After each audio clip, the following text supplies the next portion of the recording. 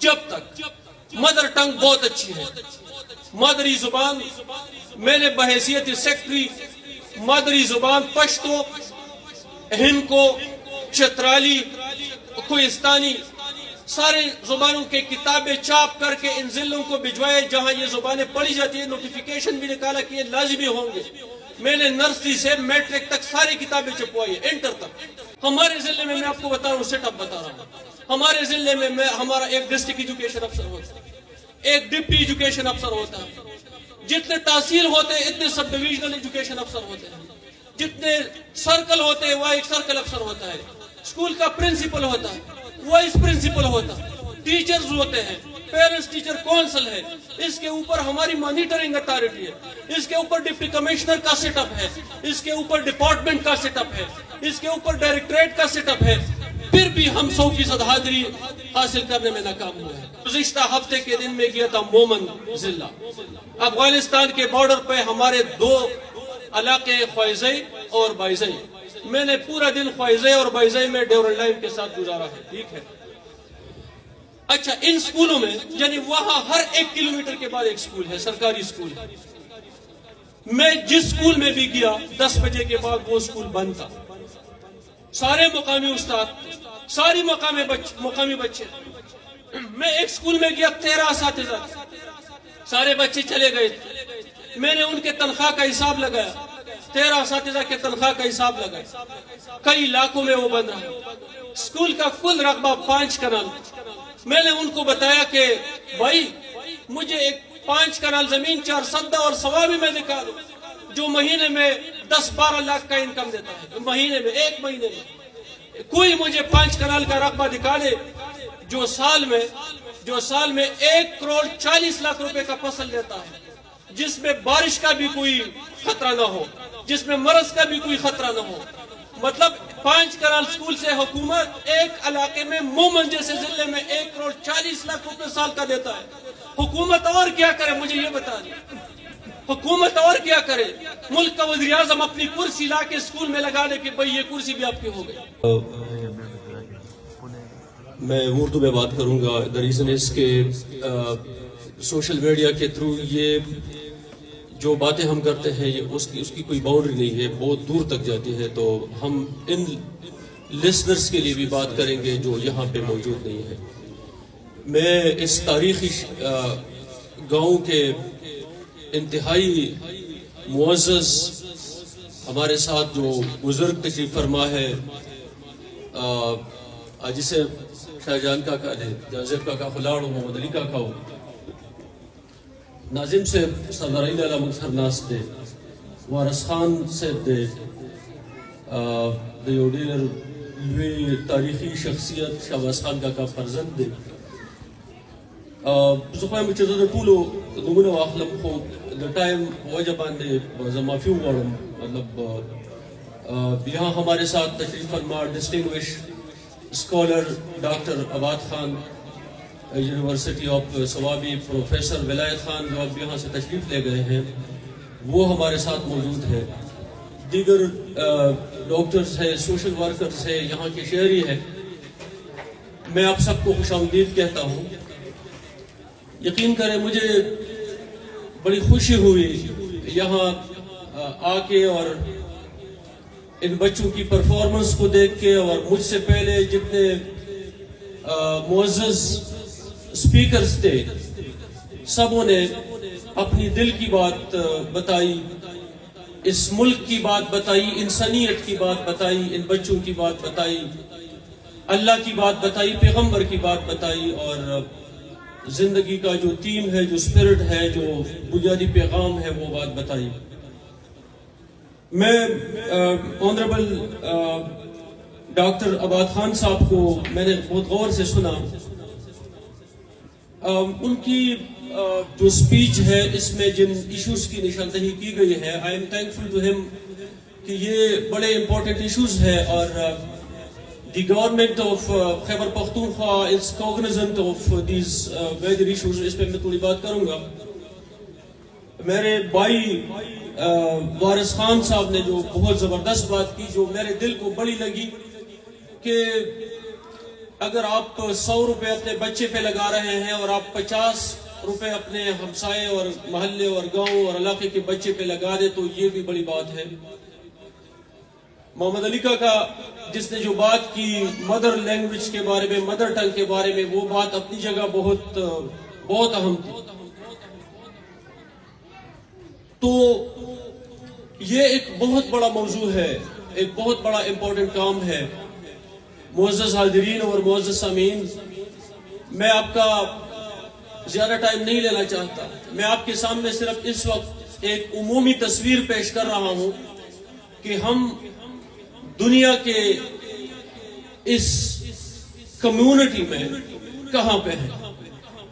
میں بحیثیت ایک شہری اور انفرادی حیثیت میں یہ بات سیکرٹری کی حیثیت سے نہیں کر رہا، میں انفرادی حیثیت سے بات کر رہا ہوں۔ یہ اب جو بات کر رہا ہوں، میں عالمگیریت کا بلیور ہوں، میں عالمگیریت پر یقین رکھتا ہوں، میں گلوبلزم پر یقین رکھتا ہوں۔ جس طرح ایک ہمارے بہت گاؤں میں پیدا ہونے والا یہ بچہ اس گاؤں کے لیے پیدا نہیں ہوا، سوابی میں پیدا ہونے والا بچہ سوابی کے لیے پیدا نہیں ہوا، پاکستان میں پیدا ہونے والا بچہ صرف پاکستان کے لیے پیدا نہیں ہوا۔ وَإِذْ قَالَ رَبُّكَ لِلْمَلَائِكَةِ إِنِّي جَاعِلٌ فِي الْأَرْضِ خَلِيفَةً، اللہ رب العزت اپنے فرشتوں سے جب بات کر رہے تھے، مشورہ فرما رہے تھے، حالانکہ اللہ کو کسی مشورے کی ضرورت نہیں ہے، انسان کو سکھانے کی خاطر، انسان کو مشورے کی اہمیت سکھانے کی خاطر کہ میں زمین پر اپنا خلیفہ بنا رہا ہوں، انسان کو خلیفہ کا خطاب دیا اور اس کو زمین پر بھجوایا۔ اس کو ایک محلے کے لیے نہیں بھجوایا، ایک گھر کے لیے نہیں بھجوایا، ایک صوبے کے لیے نہیں بھجوایا، ایک علاقے کے لیے نہیں بھجوایا، ایک ملک کے لیے نہیں بھجوایا۔ انسان اس پورے کائنات میں ذمہ دار بنا کر بھیجا گیا ہے۔ انسان صرف اپنے بچوں کا ذمہ دار نہیں ہے، انسان اپنے گرد و پیش میں رہنے والے تمام لیونگ بینگز، تمام زندہ چیزوں کے بچوں کا ذمہ دار ہے۔ انسان جنگلات کے تحفظ کا ذمہ دار ہے، انسان دریاؤں کے تحفظ کا ذمہ دار ہے، انسان فضا کے تحفظ کا ذمہ دار ہے، انسان پہاڑوں کے تحفظ کا ذمہ دار ہے، انسان جنگلوں میں رہنے والے مخلوق کا ذمہ دار ہے، انسان سمندر میں پھلنے پھولنے والے سارے مخلوق کے تحفظ کا ذمہ دار ہے۔ ہم اس پورے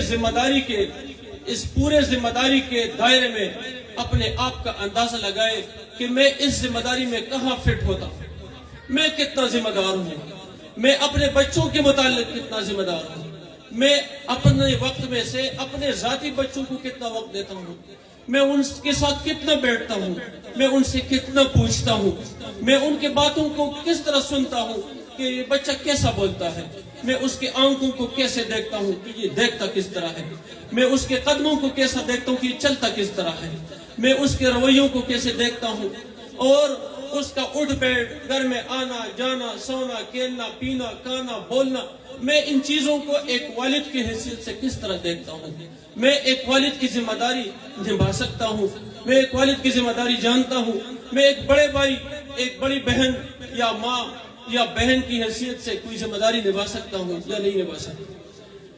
معزز ناظرین اور معزز سامعین، اس وقت میں اس صوبے کی بات کروں گا۔ ہمارے اس صوبے میں کل سرکاری اسکولوں کی تعداد جو ہے، جس میں ہمارے کمیونٹی اسکول بھی شامل ہے، 38,000 سے تھوڑے زیادہ اسکول ہیں۔ 34,179 ہمارے ریگولر اسکول ہے اور کچھ کمیونٹی اسکول ہے 4,200 کے اوپر۔ ان اسکولوں میں اس وقت 62,07,676 طلبہ اور طالبات جو ہے وہ ان اسکولوں میں پڑھ رہے ہیں۔ 3,08,000 سے زیادہ ملازمین اس محکمے میں کام کر رہے ہیں جس محکمے کا میں سیکرٹری ہوں۔ اس میں ہائر ایجوکیشن، یونیورسٹی شامل نہیں ہے، یہ میں صرف اسکولوں کی بات کر رہا ہوں۔ پرائیویٹ اسکولوں کی رجسٹرڈ تعداد 9,700 کے لگ بھگ ہے، جس میں 1 لاکھ سے تقریباً زیادہ اساتذہ ہیں اور 25 لاکھ کے لگ بھگ طلبہ اور طالبات جو ہیں وہاں پڑھتے ہیں۔ سب ملا کر یہ تعداد 87 لاکھ طلبہ اور طالبات پر مشتمل ہے اس صوبے میں۔ جس طرح ڈاکٹر عباد خان صاحب نے بات کی کہ حکومت کے بجٹ کا ایک بڑا حصہ جو ہے وہ اسکول، کالج اور یونیورسٹی پہ صرف ہو رہا ہے ہمارے وسائل کے حساب سے۔ اب مجھے یہ بتا دیں کہ اگر ایک صوبے میں 87 لاکھ بچے اور بچیاں اسکولوں میں ہیں. میں کالج اور یونیورسٹی کی بات نہیں کر رہا، وہ میرے محکمے کے ساتھ نہیں ہے، میں اسکولوں کی بات کر رہا ہوں. اور اگر 3,08,000 صرف سرکاری ملازمین ہے اور 1 لاکھ سے زیادہ پرائیویٹ اسکولوں کے ساتھ وابستہ ملازمین ہے، یعنی کل ملا کر 4 لاکھ لوگ جو ہے 87 لاکھ طلبہ اور طالبات کے ساتھ 3 کروڑ اور 90 لاکھ کی آبادی والے صوبے میں کام کر رہے ہیں، اور وہاں اب بھی تقریباً 25 لاکھ کے لگ بھگ بچے اور بچیاں اسکول عمر کے اسکول سے باہر ہیں. یہ جو اسکول کے عمر کے ہیں، جو اسکول میں ہونے چاہیے، وہ اسکول سے باہر ہیں. اب بات ہے لرننگ، جو ڈاکٹر عباد خان نے بات کی، لرننگ پاورٹی. پاکستان صرف معاشی لحاظ سے غربت کے چیلنج سے اس کا نہیں سامنا، ہم لرننگ پاورٹی میں بھی دنیا میں انفارچونیٹلی ہمارا کوئی اور پوزیشن ہے.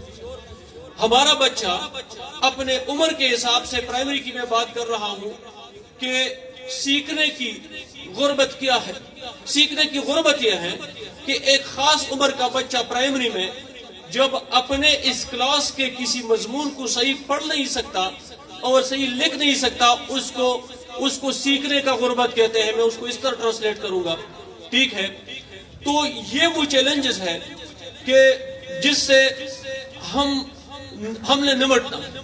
اگر 4 لاکھ لوگ تنخواہ کے بدلے ایک سسٹم کے اندر کام کر رہے ہیں اور 87 لاکھ بچے اور بچیاں ایک صوبے میں اسکولوں میں داخل ہے، اور اس کا کوئی مثبت یا کوئی بڑا ویزیبل ڈیفرنس جو ہے وہ ہمارے گرد و پیش میں نظر نہیں آ رہا، تو آپ اندازہ کریں کہ ہم کہاں پہ ہیں.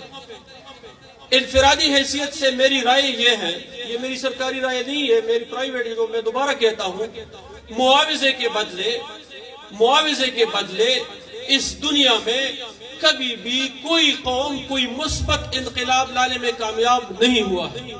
ہم معاوضے کے بدلے ایک انقلاب کے انتظار میں بیٹھے ہیں. یہ نہیں ہو سکتا، یہ کبھی نہیں ہو سکتا. معاوضے کے بدلے اس دنیا کی تاریخ میں ایک قوم بھی ایسا نہیں آیا، ایک شخص بھی ایسا نہیں آیا جس نے کوئی مثبت انقلاب لایا ہے. مثبت انقلاب لانے کے لیے، معاشروں کو تبدیل کرنے کے لیے میں آپ کو کوئی بڑا مثال نہیں دیتا. میں آپ کو اس گاؤں کا مثال دیتا ہوں جو ہمارے ساتھ وارث خان بھائی موجود ہے. ان کے والد صاحب کسی تعارف کے محتاج نہیں ہیں، اور مجھے پکا یقین ہے کہ وہ اس وقت جنت الفردوس کے مکینوں میں سے ہوں گے. مجھے پکا یقین ہے، یہ میں دل سے کہتا ہوں. میں ان کے ساتھ بہت نزدیک تعلق رہا. میں نے اس شخص کو اس گاؤں کے شہری کی حیثیت سے کبھی نہیں دیکھا. میں نے اس کو بڑے تھاٹس کے ساتھ، بڑے ویژن کے ساتھ، بڑے خیال کے ساتھ دیکھا. میں نے اس سے بہت ساری چیزیں سیکھی ہیں. وہ ادروائز میرے اساتذہ میں سے تھے. جن بزرگوں کو میں نے نہیں دیکھا، جو شاید ہم بچے تھے یا وہ ہمارے پیدائش سے پہلے فوت ہو چکے ہیں، ان کے متعلق جو میں نے سنا ہے اس گاؤں کا، وہ بھی بڑے خصوصیات کے مالک تھے. ہمارے ساتھ جو تشریف فرما ہے، شاہ جہاں کا ادھر موجود ہے، بڑے حاجی صاحب جو ہمارے تھے، رحمت خان بابا اور زمرد کا کہا، اور یہ جو بڑے لوگ تھے، جاوید صاحب بیٹھے ہیں، ان کے والد صاحب تھے. بہت ایک کے نام لینا بھی ٹائم بہت شارٹ ہے. میں کہنا یہ چاہتا ہوں کہ ان میں سے ایک بھی سرکاری ملازم نہیں تھا، ان میں سے ایک بھی تنخواہ دار نہیں تھا، ان میں سے ایک بھی کسی بڑے یونیورسٹی کا گریجویٹ نہیں تھا. اور دنیا میں انقلاب لانے والے بڑے تاریخی شخصیات کسی بڑے یونیورسٹی کے دانشور نہیں تھے. اس کے لیے کسی یونیورسٹی کی ڈگری لازمی نہیں ہے. اس کے لیے کسی 10، 8، 15 لاکھ تنخواہ کی ملازمت جو ہے وہ لازمی نہیں ہے. اس کے لیے کسی سرکاری اختیار کی کرسی لازمی نہیں ہے. اس کے لیے جو چیز لازمی ہے وہ انسانیت کے ساتھ بندے کا ایک غیر متزلزل محبت.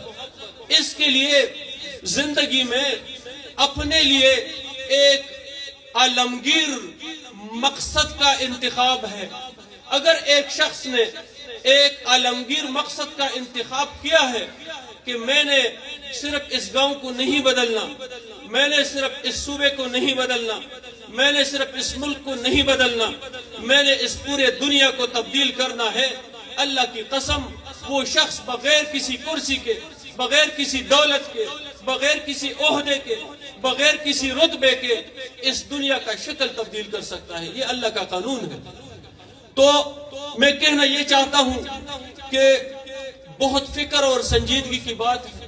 بھئی میرا گھر اگر بڑا پکا ہو, بڑا خوبصورت ہو, میری گاڑی بڑی پیاری ہو, میری کرسی بہت بڑی ہو, اور میرے بہت سارے وسائل ہو, اور میرے گرد و پیش میں لوگ بھوکے مر رہے ہو, وہ جہالت میں پڑے ہو, وہ پسماندگی میں پڑے ہو, وہ غربت کے آخری لکیر کے نیچے رہ رہے ہو, لعنت ہو میرے گھر پہ, لعنت ہو میری گاڑی پہ, لعنت ہو میری دولت پہ.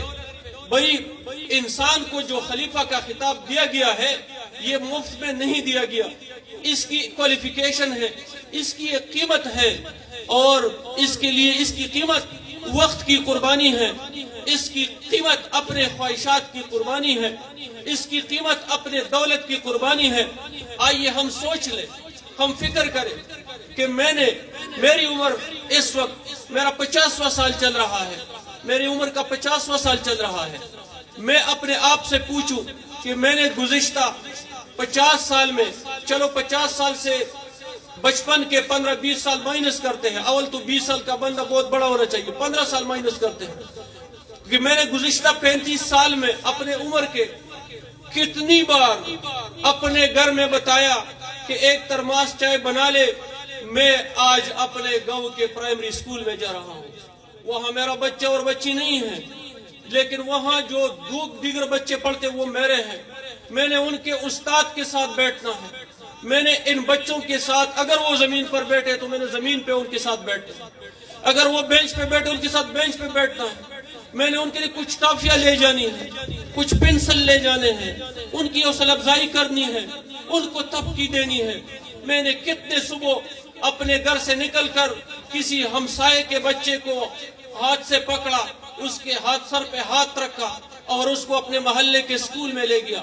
میں نے کتنی بار اپنے 35 سال عمر اور کئی لاکھوں اور کئی ہزاروں وسائل میں کبھی کسی دکان جا کر کوئی پلاسٹک کے جوتے خریدے اور اپنے اسکول میں لے گیا کسی غریب بچے اور بچی کو. بڑی قربانیوں کے لیے چھوٹی قربانیوں کی مشق کرنی پڑتی ہے. اگر ادھر اسکرین ہوتا, خدا کی قسم میں آپ کو جنوبی اور شمالی وزیرستان, میں آپ کو 3 کوہستانوں, میں آپ کو اپر چترال میں اس پورے صوبے میں پھرا ہوں, ہر ضلع میں گیا ہوں, اسکولوں میں آپ کو ان کو جوتیوں کے شکلیں دکھاتا جن کے آدھے حصے ختم ہو چکے تھے. میں نے ایک اسکول میں 2 کلاسز کے باہر 80 جوتے گنے, 80 جوتے جن کے یہ فرنٹ والے پارٹ گر چکے تھے. یہ میں آپ کو کیا بتاؤں, آپ میں سے ہر بندہ روتا اگر میں آپ کو وہ تصویر دکھاتا. میں یہ نہیں کہتا کہ وہ کوئی بھیک مانگ رہے ہیں اور ہم اور آپ کوئی خیرات دے رہے ہیں. بھائی دنیا کے اس گاؤں میں اب یہ دنیا ایک گاؤں بن چکا ہے. میں ڈاگی میں 1100 نمبر لے کر تب کوئی فخر کر سکتا ہوں اگر میں امریکہ میں رہنے والے کسی بچے کا علمی لحاظ سے مقابلہ کر سکتا ہوں. آپ مجھے بتا دیں کہ اس دن بردان میں, یہ میں نام بھول گیا اس گاؤں کا, ایک ہائی اسکول میں ہم گئے تھے. وہاں ہمارے گورنمنٹ آف جرمنی جن کے ہم انتہائی مشکور ہیں, جنہوں نے وہاں پہ ایک آئی ٹی لیب لگایا تھا, کچھ ٹوائلٹس بنائے تھے, کچھ ہیئرنگ ایڈز اور ویژول ایڈ دیے تھے, وہ اس کی انوگریشن تھی. جرمن جو خاتون تھی وہ آئی تھی اس اسکول کو دیکھنے کے لیے, میں بھی ساتھ گیا. جس طرح ہم سب بیٹھے ہیں نا, اس طرح اس گاؤں کے بزرگ سامنے بیٹھے تھے. خدا کی قسم اس خاتون کے چہرے اور آنکھوں میں جو اطمینان تھا, جو چمک تھا, جو مسکراہٹ تھا, مجھے تو اس پہ فخر ہے کہ ہمارے جرمن بھائیوں نے ٹیکس دے کر ہمارے مردان کے ایک دیہاتی علاقے میں ایک اسکول پہ لگائے. ہم کب ٹیکس اکٹھا کر کے کسی سوڈان, کسی وسطی افریقہ, کسی شمالی امریکہ، کسی آسٹریلیا، دنیا کے مغرب، دنیا کے مشرق، دنیا کے شمال، دنیا کے جنوب اور دنیا کے وسط میں جا کر کسی اور مذہب، کسی اور نسل، کسی اور زبان کے بچے اور بچی اس کے اسکول میں ٹوائلٹ بنائیں گے؟ مجھے یہ بتا دیں۔ اس طرح نہیں ہوتا، ملک اس طرح فخر نہیں کر سکتا۔ اس کے لیے اپنے آپ کو ٹرین کرنا پڑتا ہے، اپنے بچوں اور بچوں کو ٹرین کرنا پڑتا ہے۔ جرمن خاتون ہمارے مذہب کے رشتے میں ہمارے ساتھ نہیں بندی تھی، وہ ہماری زبان بھی نہیں بول رہی تھی، وہ ہمارے گاؤں اور قریے کی بھی نہیں تھی، وہ ہمارے نسل کی بھی نہیں تھی۔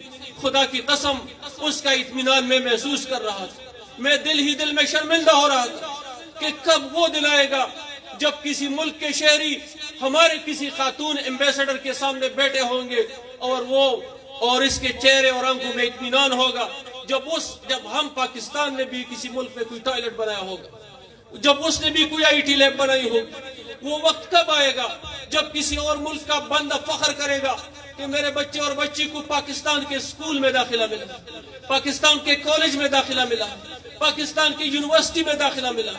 ہم بدقسمتی سے اپنے اور بچوں اور بچیوں کو مقامی مقابلے کے لیے تیار کر رہے ہیں کہ فلاں کا بچہ اور بچی جو ہے وہ اس گریڈ میں ملازم ہے تو آپ نے اس گریڈ میں جانا ہے، اس کے ساتھ ٹویوٹا ہے تو آپ نے کوئی سرف گاڑی لینی ہے، اس کی 2 منزل والی عمارت ہے تو آپ کی 4 منزل والی عمارت۔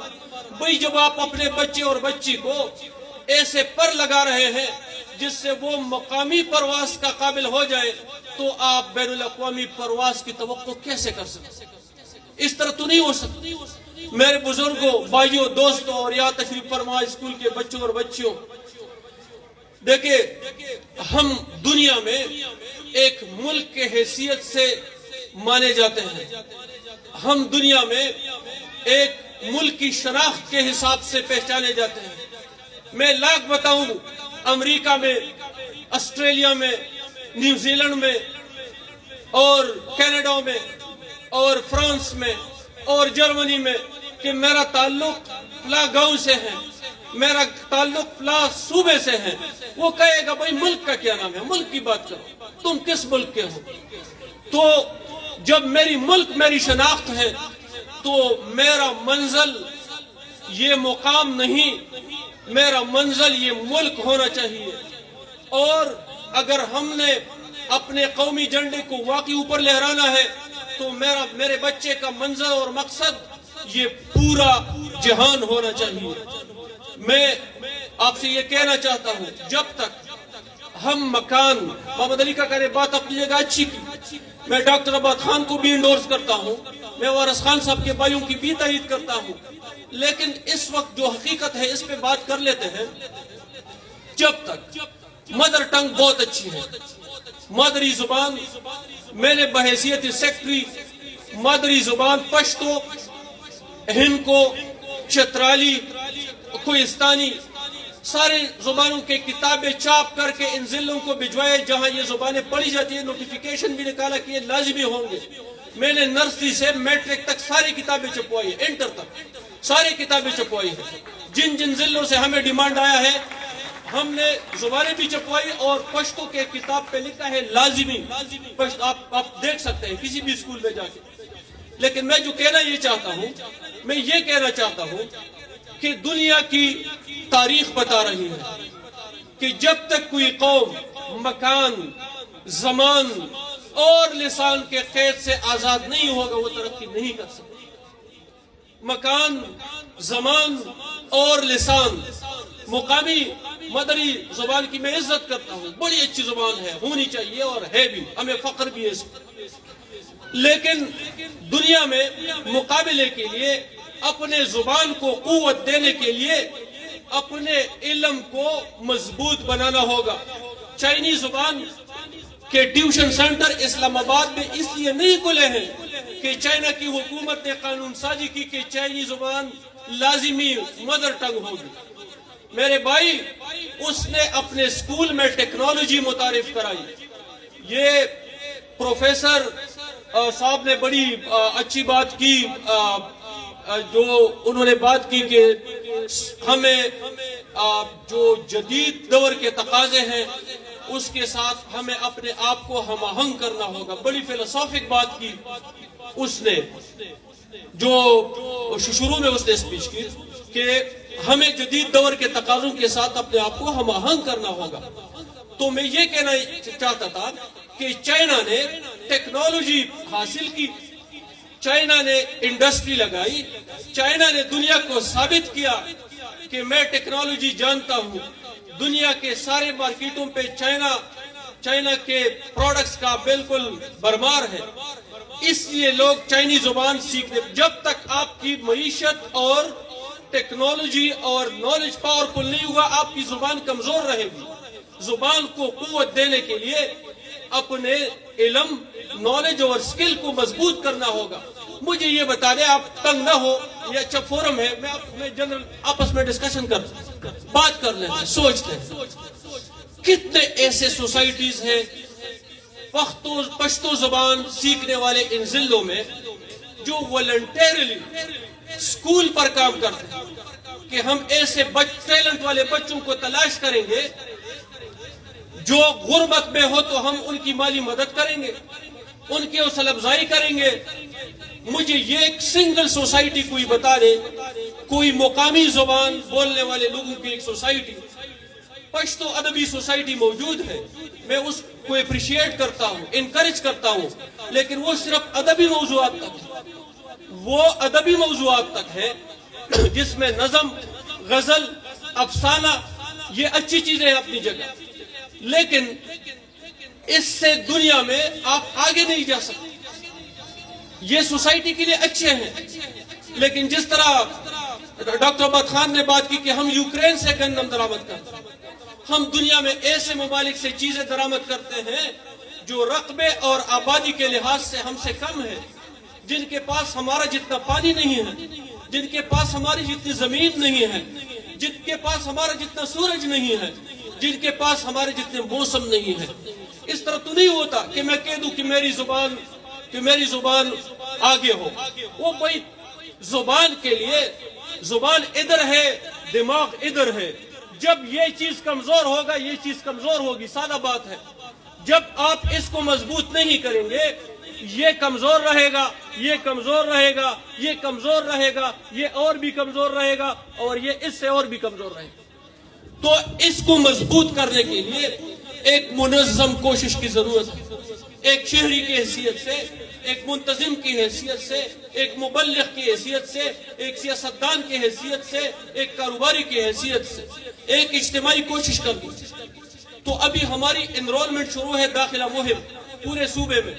گزشتہ سال ہم نے 8 لاکھ، ہماری ٹیم نے، سارے سوسائٹی نے بڑا اچھا کام کیا تھا. 8,40,000 بچے اور بچیاں ہم اسکول میں لے آئے تھے. اس وقت ہمارا داخلہ مہم ہے اور ہمارا ٹارگٹ ہے 16 لاکھ بچے اور بچی. مجھے نہیں پتا، ہم نے سارے اسکولوں کو بتایا، ہم نے سارے کالجوں کو بتایا کہ ایک منظم کوشش کریں، بچوں کو اسکول لائیں. جب تک ہم بچے اور بچوں کو اسکول نہیں لاتے اور جب تک ہم بچوں اور بچوں کے پاس اسکولوں میں نہیں جاتے، صرف تقاریر سے قومیں نہیں بنتی، صرف جھنڈے لہرانے سے قومیں نہیں بنتی، صرف نعرے لگانے سے قومیں نہیں بنتی. قومیں بنانے کے لیے اپنے وقت کا حساب کرنا ہے. پیسے چھوڑو، پیسے کسی کے ساتھ ہوں گے کسی کے ساتھ نہیں ہوں گے. وقت ہر شخص کے پاس ہے. آج حساب لگا لیتے، میں اپنا حساب لگا لیتا ہوں کہ میں نے بغیر تنخواہ کے ایک شہری کی حیثیت سے، شہری بھی چھوڑا ایک انسان کی حیثیت سے، میں نے کتنا وقت دیا ہے اپنے گھر، اپنے بچوں کے علاوہ اس معاشرے کی. میں نے سڑک بنانے میں کتنی محنت کی ہے، میں نے درخت لگانے میں کتنی محنت کی ہے، میں نے اسکول میں کتنی محنت کی ہے، میں نے ماحول کو بہتر بنانے میں کتنی محنت کی ہے، میں نے کسی اچھی بات کی تلقین میں کتنا ٹائم گزارا ہے. تو یہ ایک مسلسل کام ہے، ایک منظم کام ہے. آپ بھی ہمارا ساتھ دیں اس انرولمنٹ ڈرائیو میں. میں پھر بتاؤں کہ ہمارے اسکولوں میں اس وقت 3 لاکھ سے زیادہ لوگ جو ہے وہ کام کرتے ہیں، 3,08,000 سے زیادہ لوگ کام کرتے ہیں. اب ہمارے اپنے ہیڈ ماسٹرز، ڈیوز، ڈائریکٹرز کے ساتھ وہ بڑا اچھا کام کرتے ہیں، میں ان کو ڈسکریج نہیں کرتا، لیکن میں اس دن گیا تھا، آج ہفتے کا دن ہے، گزشتہ ہفتے کے دن میں گیا تھا مومن ضلع، افغانستان کے بارڈر پہ ہمارے دو علاقے خوائزئی اور بائزئی، میں نے پورا دن خوائزئی اور بائزئی میں ڈیورنڈ لائن کے ساتھ گزارا ہے، ٹھیک ہے۔